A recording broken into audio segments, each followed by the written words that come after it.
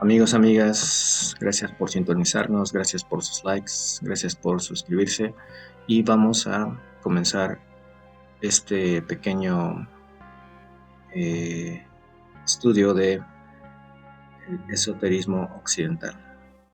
Comparto mi pantalla y bueno, pues vamos a hacer una breve introducción, súper breve, que va a abordar un poquito cómo es que en la antigüedad ya existía una percepción, una asociación del ser humano con la naturaleza. Ya en todas estas civilizaciones ya existía una idea de cómo se relacionaba el ser humano con el universo, con los dioses, etcétera. Vamos a ver en qué consistía de forma muy breve. En Egipto, sin meternos tanto, porque bueno, esto ya requiere en sí mismo una, una plática, un desarrollo más profundo, pero nosotros no lo vamos a hacer así porque realmente no es nuestro objetivo. Solo quiero que tengamos muy presente que en la antigüedad ya existía esta imaginación o esta forma de ver eh, el mundo y la relación del ser humano con el universo. ¿Okay? En Egipto, pues obviamente tenemos, ya saben, tenemos pirámides, tenemos los dioses con Son-Ra, Osiris, etcétera, eh, donde todos los fenómenos tienen ya una personificación en forma de dioses, etcétera, y bueno, y el mismo faraón es un dios. Nos metemos mucho. De Grecia vamos a retomar sobre todo a Platón y Aristóteles.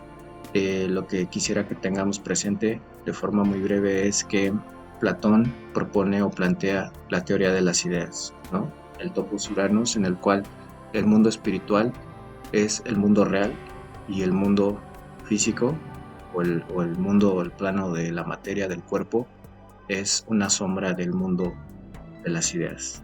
Eso lo vamos a retomar. De cierta forma Aristóteles lo redefine en términos de formas y de materia, ¿no? Su famosa tesis, el ilemorfismo, ¿no? Donde el ser humano es cuerpo y es alma al mismo tiempo y no puede haber alma sin cuerpo ni cuerpo sin alma. Lo vamos a ver después de forma más precisa cuando lleguemos a los renacentistas, a los neoplatónicos, que un poco la escolástica es lo que va a retomar.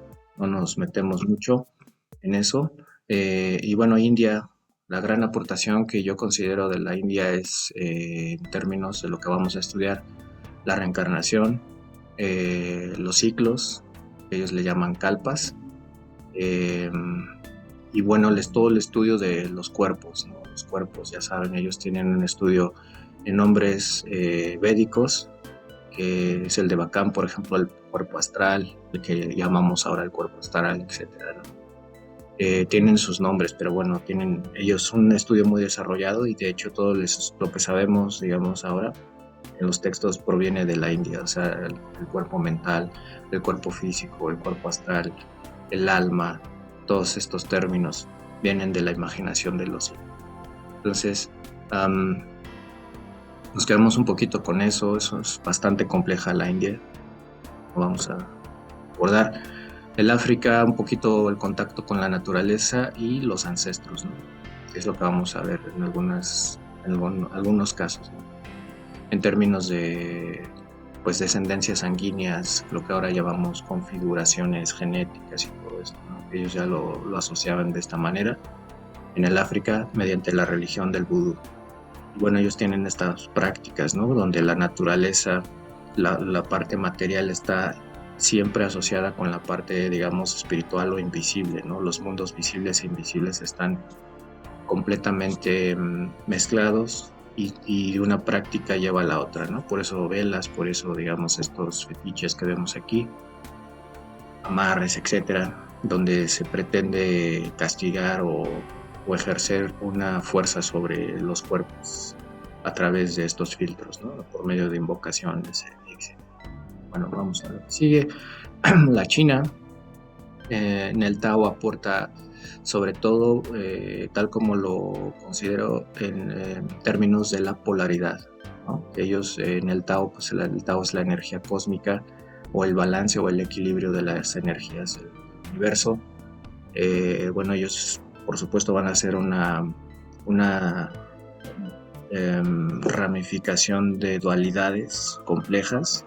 Por ejemplo, el yin y el yang, ya saben, el calor, el frío, el día, la noche, etcétera, y que una cosa existe dentro de la otra, ¿no? Como un principio dual que es complementario. No son opuestos excluyentes, sino complementarios, ¿no? Eso es importante en la China. Y el Tao, pues la fuerza de la vida, ¿no? Y etcétera. Bueno, en la Gran Bretaña hay una gran tradición, sobre todo en su asociación con la naturaleza, en percibir la naturaleza como viva, como latente, como si fuera un organismo viviente, ¿no? Y bueno, por supuesto, tantas otras prácticas que desafortunadamente no tenemos el espacio para abordarlas. Los escandinavos, un poquito también hay las nociones volitivas, las fuerzas de la voluntad, y bueno, todos sus dioses, que ahora por ejemplo vemos aquí en Thor, una personificación del relámpago, de la fuerza natural, que se vuelve energía o se vuelve un dios personificado, ¿no? Lo mismo que aquí el Tlaloc, ¿no? Y eso nos lleva directamente a nuestra civilización mesoamericana, por supuesto, donde el Tlaloc pues, es esta energía que se podría definir como el ciclo del agua, completo, que llueve, que se absorbe, que sube otra vez, las fuerzas del trueno, todo esto, pero que al mismo tiempo dan la vida. Y bueno, tantas más asociaciones que tenemos, solo por citar esas, no nos vamos a meter mucho, pero piensen, por ejemplo, en el sol, símbolos del águila, etcétera, en el Mictlán, todas estas imaginaciones mesoamericanas que son importantes, pero que al mismo tiempo comparten.